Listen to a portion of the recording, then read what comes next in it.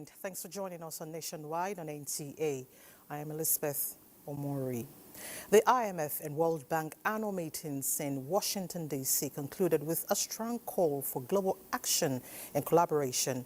Moplan Darkok reports that Nigeria's Minister of Finance and Coordinating Minister of the Economy, Wale Edun, and Governor of the Central Bank of Nigeria, Yemi Cardoso, who led Nigeria's delegation, looked to growing the economy through attractive investments and reforms. Leaders and policymakers underscored that no single country can achieve sustainable progress on its own. Domestic policies will not be enough. To tackle today's global challenges, we need more than ever cooperation and multilateral action. The IMF and the World Bank play a critical role. Regulatory and policy certainty. We're testing our capacity to help governments with this, along with the IMF and the African Development Bank, through our initiative to connect 300 million people in Africa to electricity.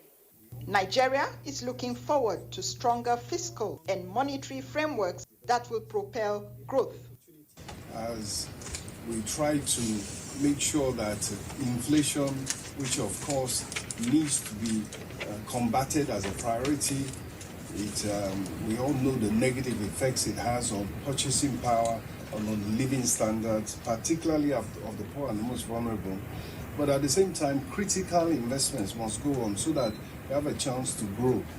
Because at the end of the day, it is growth and job-creating growth that leads to a reduction in poverty, which is the major aim of the economic policies and strategies of President Bola Ahmed Tinubu. We have achieved increased transparency and improved overall supply in the foreign exchange market, leading to reduced arbitrage and speculative activities and eliminated the front-loading of foreign exchange demand.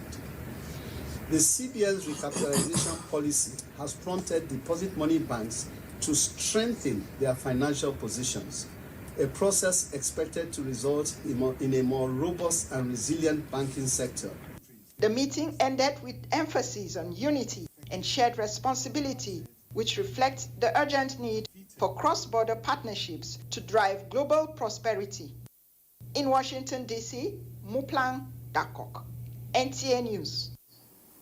And back home, the Inspector General of Police, Kayode Egbetokun, expresses displeasure over the unprofessional conduct and public display of dichotomy by personnel of the NPF and NSCDC in Osun State. In a statement, IGP Kayode Egbetokun orders the Assistant Inspector General of Police in charge of Zone 11 Oshogbo to carry out an investigation into the root cause of the confrontation. He calls for calm as the Nigeria Police Force under his leadership will continually work in collaboration with relevant sister security agencies towards achieving a safe and secured nation. In other news, improving health care in West Africa is the interest of the West African College of Physicians as it meets with newsmen in Abuja ahead of its 48th annual General Scientific Meeting. Uche Oguchukwu reports that a medical outreach in Kuje community preceded the press briefing. Experts from across 13 countries in West Africa are gathering in Abuja, Nigeria, to share knowledge and strategies for strengthening health systems in the region. Members of the college took their expertise to the community with a medical outreach in Kuje. First point of call was the Palace of the Gomo of Kuje, where the team pledged commitment to improving healthcare as demonstrated in their medical outreach. Like 75% of the cases that will be attended to here, most likely if this outreach is not there, they would have ended up going to the primary healthcare centers. So with this outreach, it has taken over the unexpected out-of-pocket expenses on the community. Me coming here and I've saved from the consultant fee to the test and everything. And you can see we are partnering with the FCT Health Insurance Scheme. People are registered to make sure that when you need to come again, you will not say, oh, I don't have money. So that's one thing, the follow-up. We're assuring that access is obstacle to access is removed. At the press conference, the opportunities and challenges facing health systems in West Africa, ranging from inadequate funding to unfavorable governance and working environment, were highlighted. We are not merely here to discuss challenges, and we are also here to drive solutions. At the end of the AGSM, we intend to release a communique that will continue recommendations to our various partners and, of course, to our governments. The 48th conference is tagged Improving Health Systems in the West African Region, Opportunities and Challenges. Uche Ugochukwu, NTA News. You're still watching Nationwide on NTA. Let's head to Sokoto, where Sadia is standing by. Welcome to Sokoto. The Minister of Defense, Muhammad Badaru Abubakar, has ordered improved surveillance on Surumi-Jibia Highway with a view to making it safe for motorists and other road users. He gave the directive during a 2-day working visit to Zamfara State. Jamil Ibrahim has more. Zurmi local government is one of the areas worst hit by the protracted security challenges with evidence in Zamfara State. The Minister for Defense, Muhammad Badaru Abubakar, was hence in the area to assess the situation and to meet with the troops stationed there. He was accompanied by the Theatre Commander Operation Fansar Yamma, Major General Oluinka Soyeli, and some other senior military officers. The minister, who applauded the troops for their gallantry, charged them to work harder with a view to securing the area. We will continue to look into your welfare and your equipment.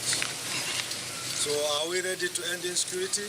Yes. The defense minister particularly directed the troops to ensure effective surveillance on the Zulmi-Jibia road with a view to making it safer for the motorists and other road users. And you have seen also from Gusau to Jibia, Katsina is also another road that is being attacked regularly.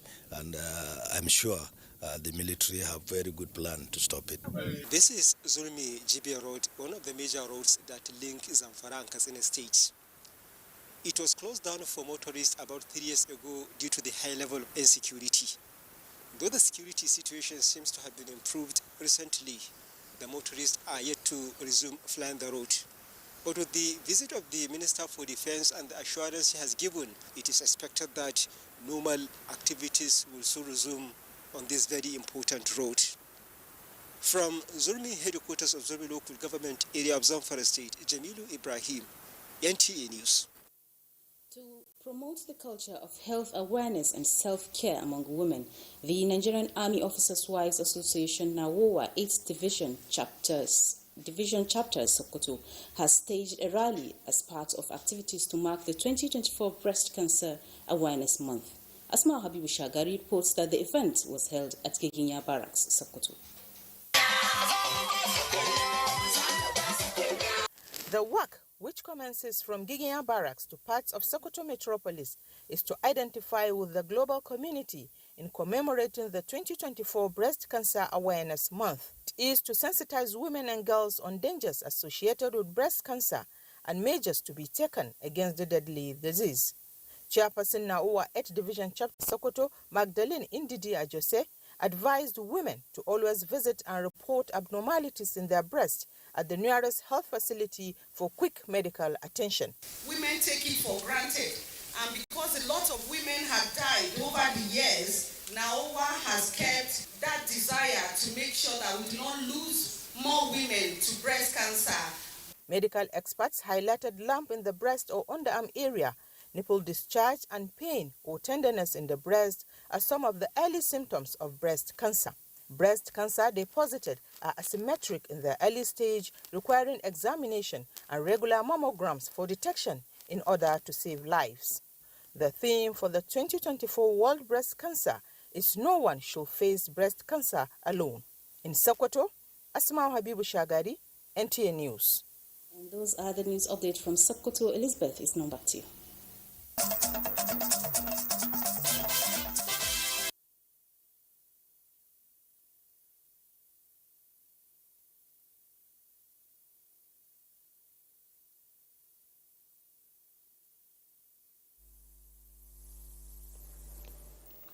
The task of defending the territorial integrity of Nigeria on air, land, And C, requires physical and mental alertness to surmount all security challenges confronting the nation.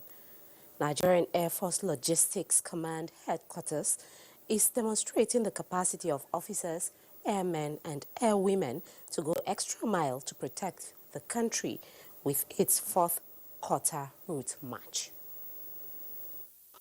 From dusk to dawn, come rain, come shine, the Nigerian Air Force is always on top of its game, making the nation's territory impregnable for criminal elements. This they carry out with enthusiasm, as seen in this 10 kilometers route march, the fourth in year 2024.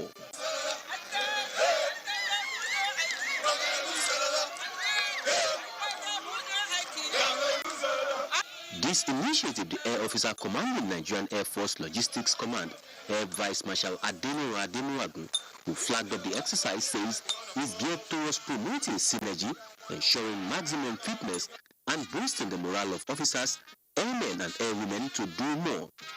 With about 20 units participating in the fourth quarter route march, the turnout of over 1,000 personnel is an opportunity to deepen the synergy and unity of purpose.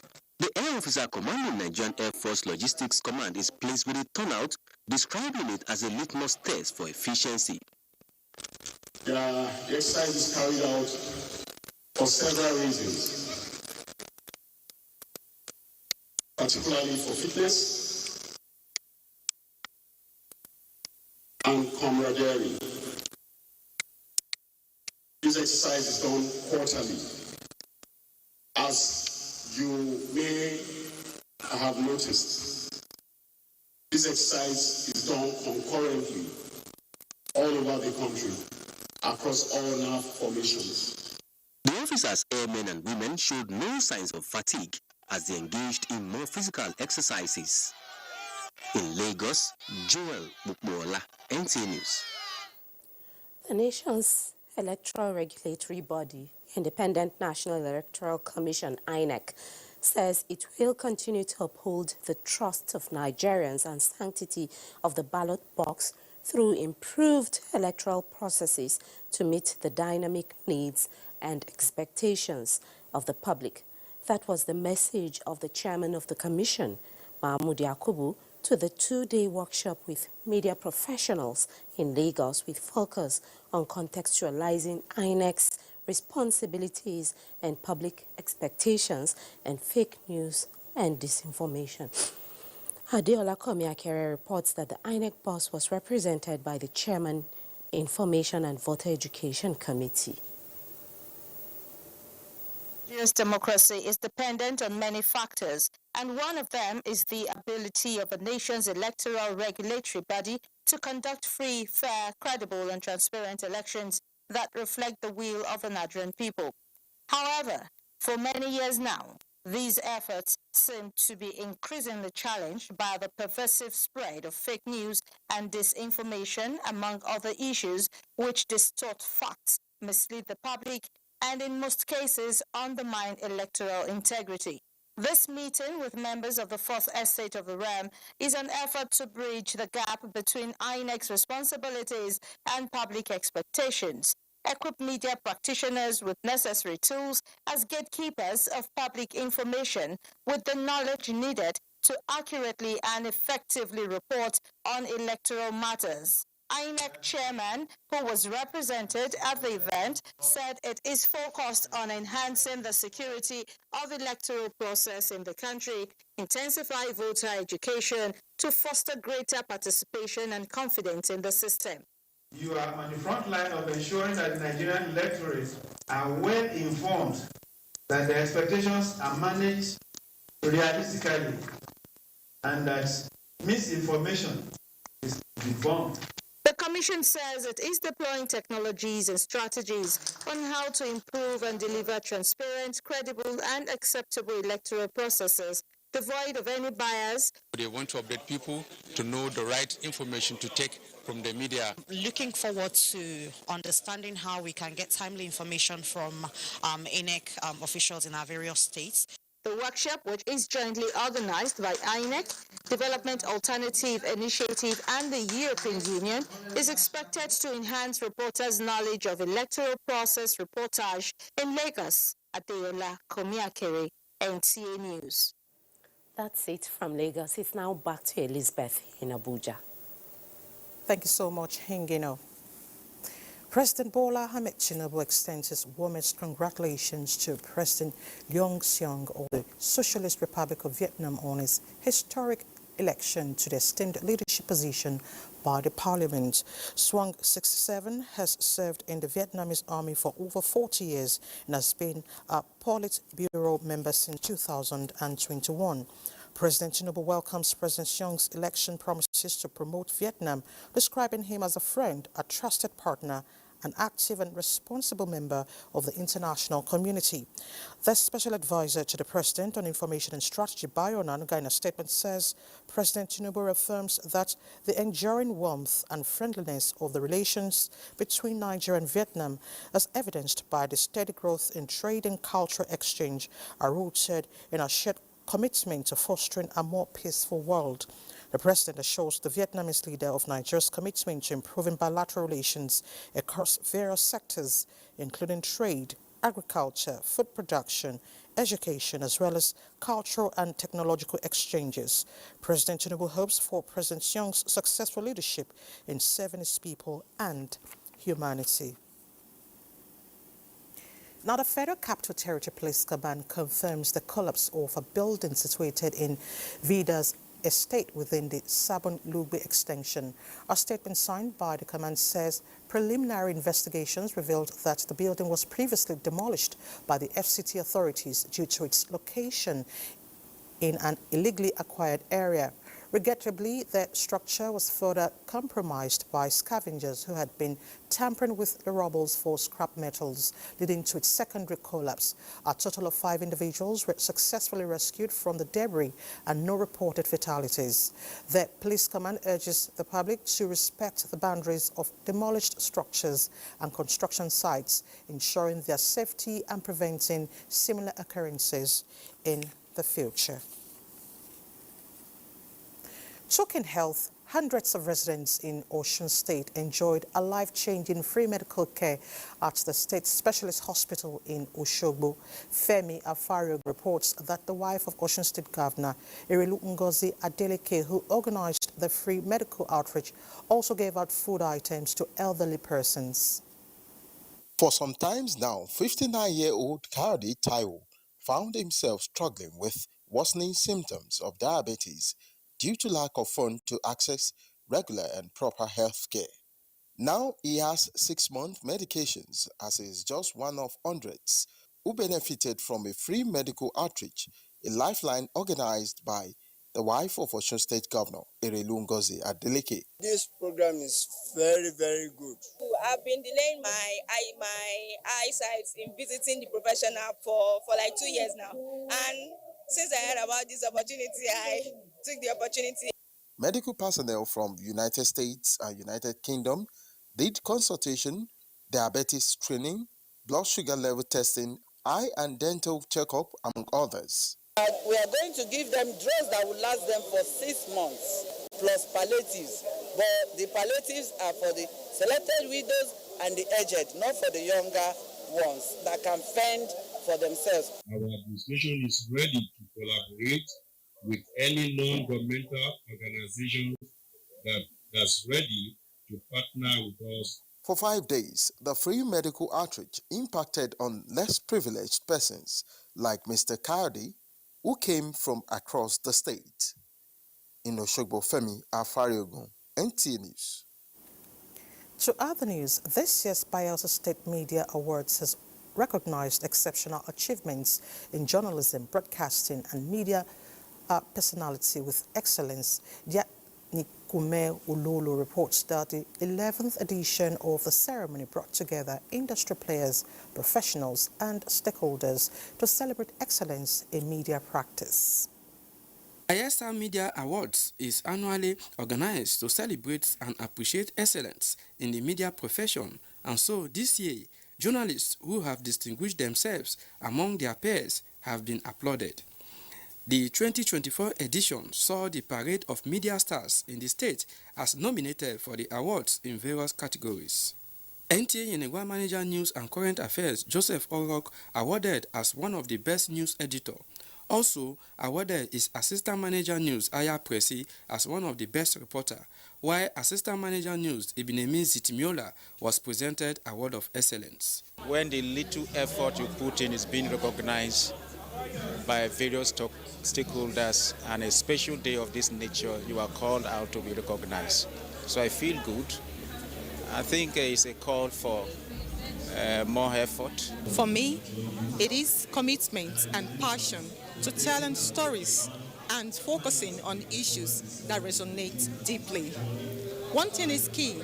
It is continuous commitment to excellence. I will describe it as a call to do more.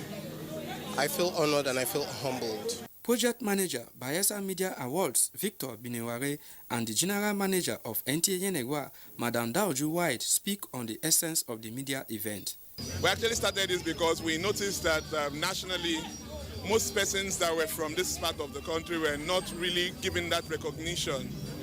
Possibly, we don't know the reason, because a lot of veterans, they serve and retire without even being recognized. So we thought about it that if they don't honor you, if they don't blow your trumpet, please blow it yourself. Bayelsa Media Award has become a tradition every year, where media personnel are celebrated for their contribution to societal development. I feel very, very elated and proud that 3 of my staff are today being celebrated and awarded for their contribution. It only goes to show that our modest contribution is appreciated and recognized. The media event, which had in attendance top government functionaries and traditional institutions, witnessed the display of the rich cultural heritage of the people of the Niger Delta region.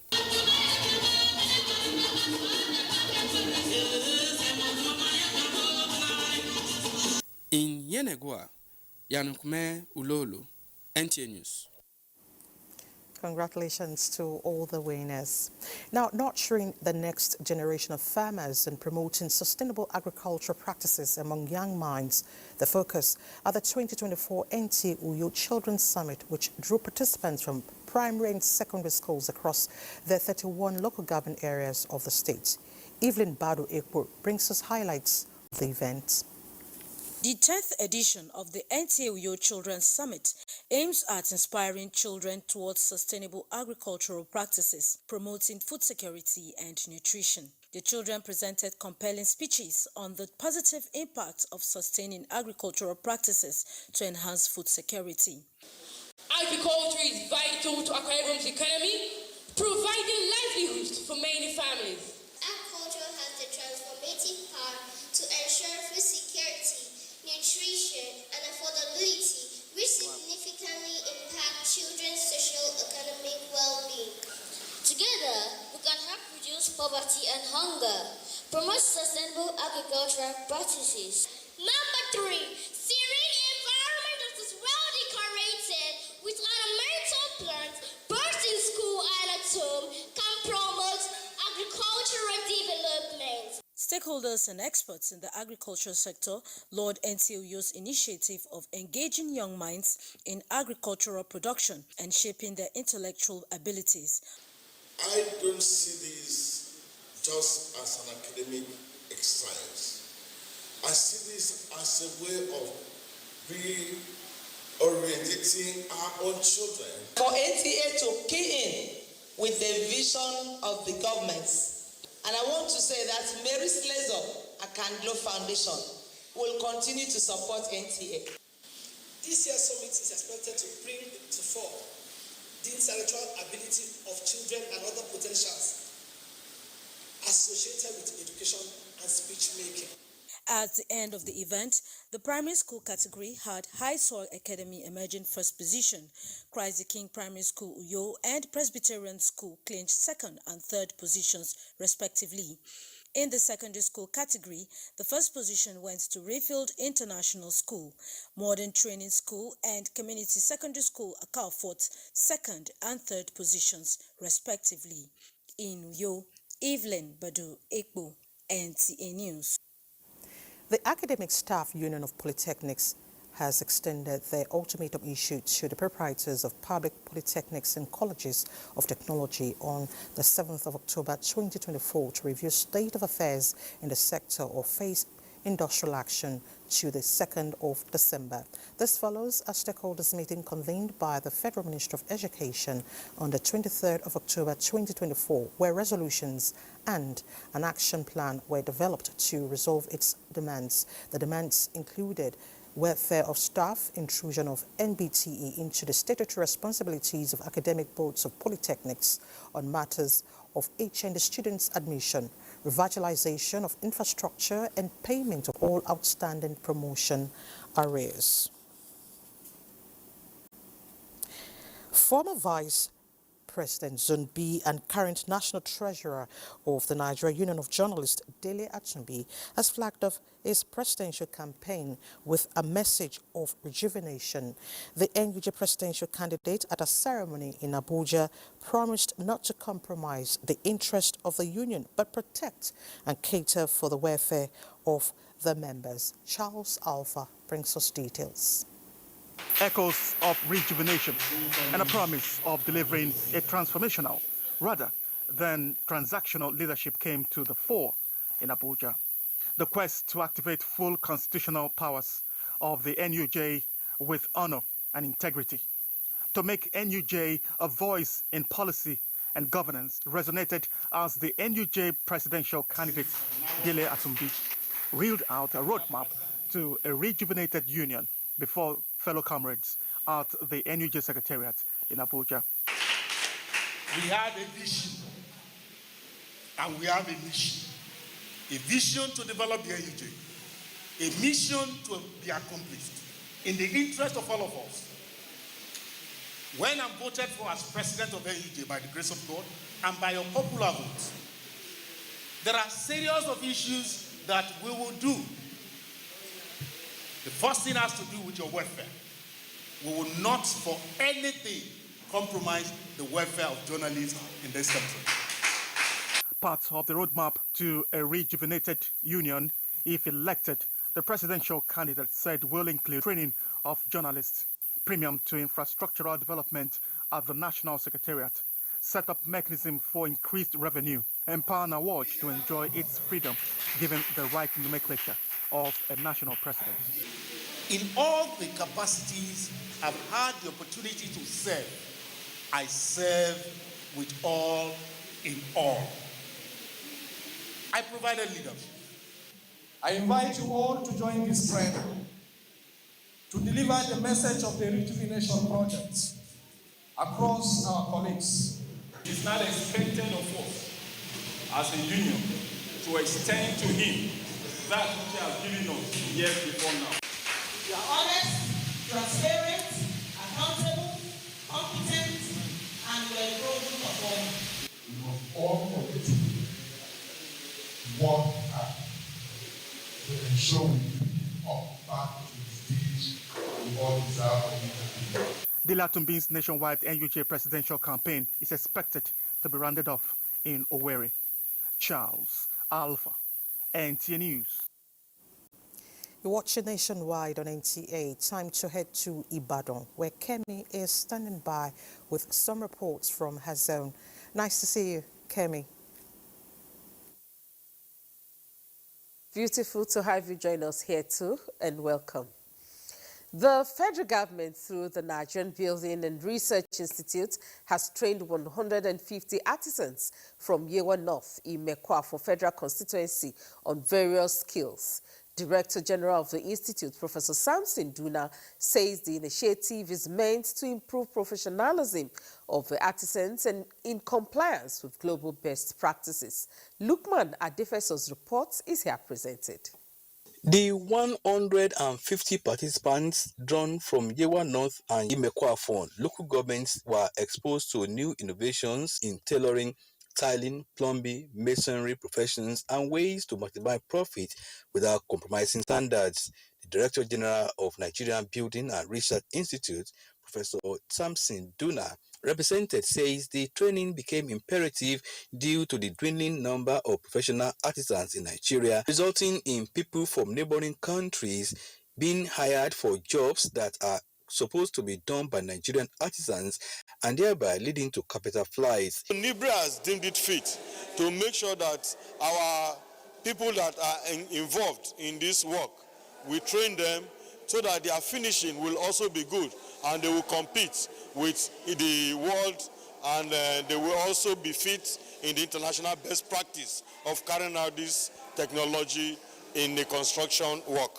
The training, which was facilitated by the former House of Representatives member representing Yewa North, Imekwa from Federal Constituency, Kayode Oladele, was described as an eye-opener and impactful. We have learned a lot of skills here.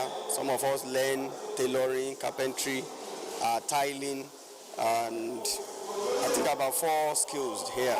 The participants were empowered with working tools and startup grants. In line with President Bola Tinubu's agenda of returning 10 million out-of-school children back to school and reforming Almajiri's system of education in Nigeria, the National Commission for Almajiri and Out-of-School Children's Education has solicited the support of stakeholders in the education sector to implement the policy. Lukman Hassan reports that the team also paid an advocacy visit to the 43rd Olubadan of Ibadan land. Secretary of the Commission, Dr. Muhammad Sani Idris, noted there is need to stem the tide of banditry, insurgency, social vices, street begging, and other forms of criminal elements in different parts of the country. Almajiri and out-of-school children's education is a transborder issue. And then when you are addressing it in Nigeria, other countries, other neighboring countries will also have a model worthy of emulation from us. The stakeholders promised their support to the Commission to achieve its mandate. Those children that are out of school are those that we are going to hand over baton to, that will be leaders tomorrow. If they are not properly educated, there is no way that it will not affect, the nation at large. The civil society, the religious leaders, to ensure that if we cannot eradicate the issue of Almajiri and the out-of-school children, at least we bring it down to a minimum level. The Commission also charged corporate organizations to lend their support as part of their social responsibility for the betterment of the society. In Ibadan, Lukman Hassan, NTA News. And that's it from Ibadan. Nationwide continues with Elizabeth in Abuja. Good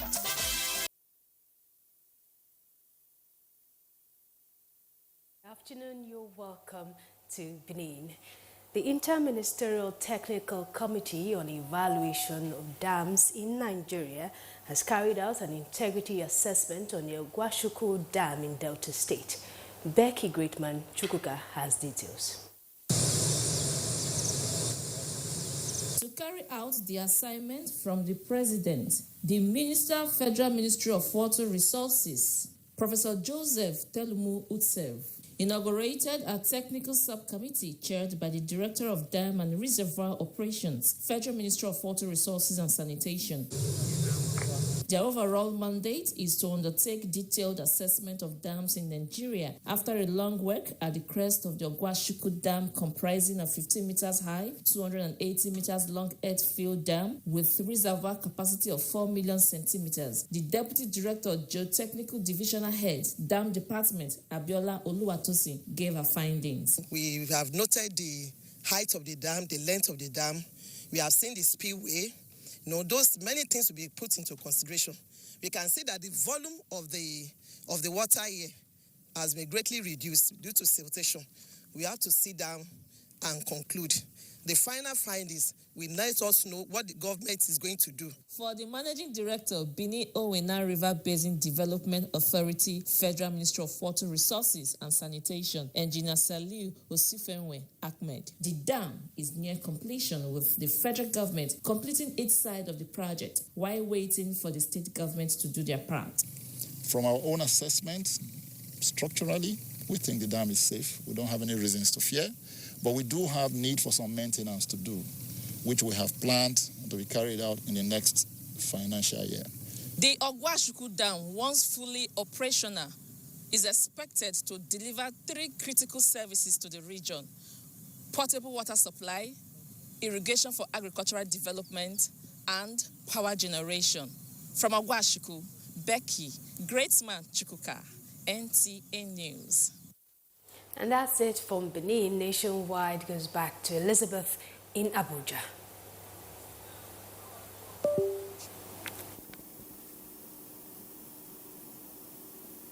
Thank you so much. A large consignment of illicit drugs uncovered by operatives of the National Drug Law Enforcement Agency, NDLEA, at a shrine in Lagos. Salwa Khalil Ibrahim has details of NDLEA's weekly activities. A total of 2,118 pills of tramadol concealed in soles of 13 pairs of shoes going to Cyprus were seized at the export shed of the Lagos airport on 12th October 2024, and additional 380 tablets recovered from the home of the sender during a follow-up operation in Enugu. Meanwhile, NDLEA operatives in Lagos on Friday, 25th October, raided a shrine at the Alpha Beach, Abuja, where jumbo bags of Ghanaian loud, a strain of cannabis, were recovered and 2 suspects were arrested. A total of 11,786 pills of tramadol, molly, rofinol, and diazepam, as well as 64 bottles of codeine syrup were recovered from an underground storage. The suspect dug the illicit drug storage deep in his bedroom.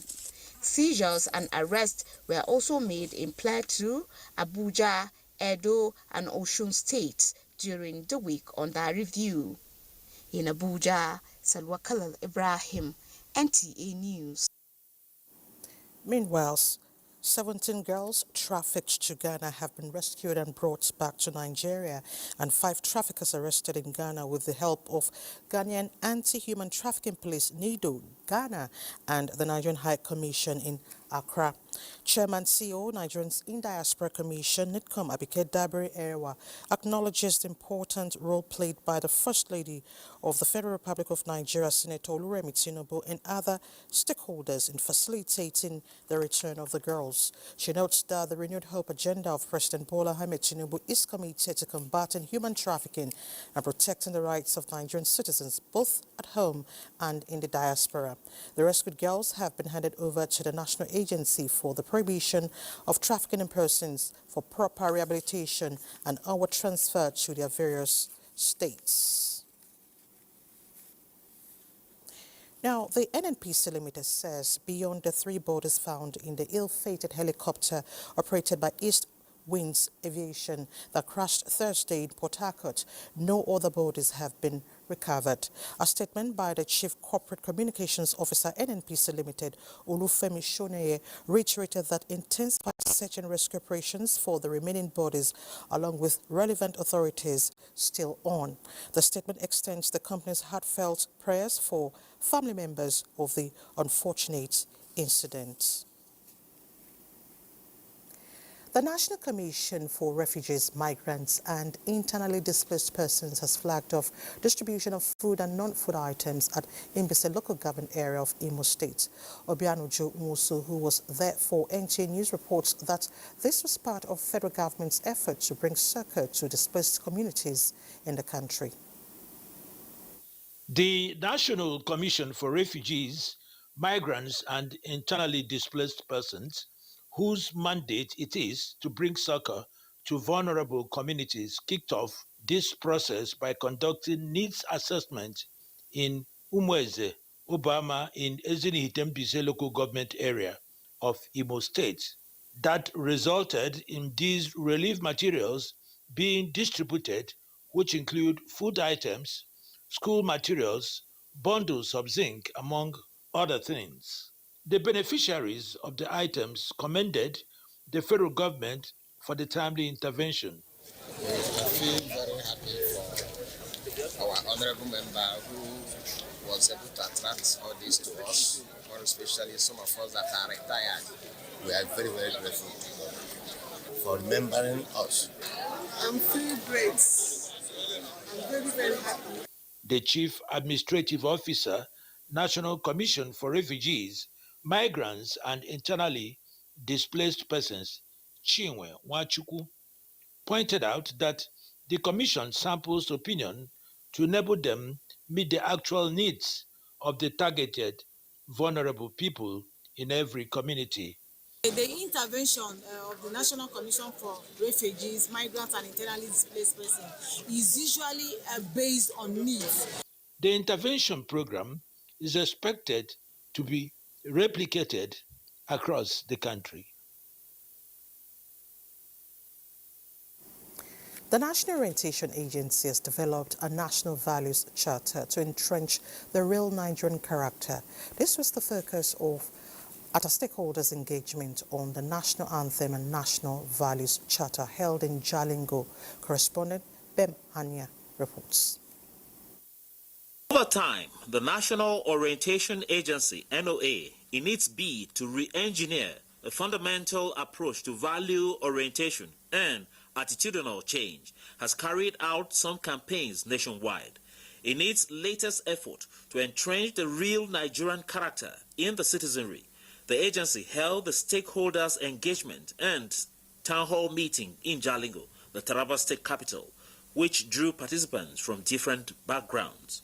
For us to change Nigeria, I would like to tell us today that we have the responsibility to search ourselves first. The agency enlightened the public on some of its proposals that were approved by the Federal Executive Council. It said, while only the first stanza of the national anthem will be rendered at official functions, the third stanza will be the national prayer, and the three stanzas will only be for special occasions. This spirit is behind the work that the National Orientation Agency is doing currently.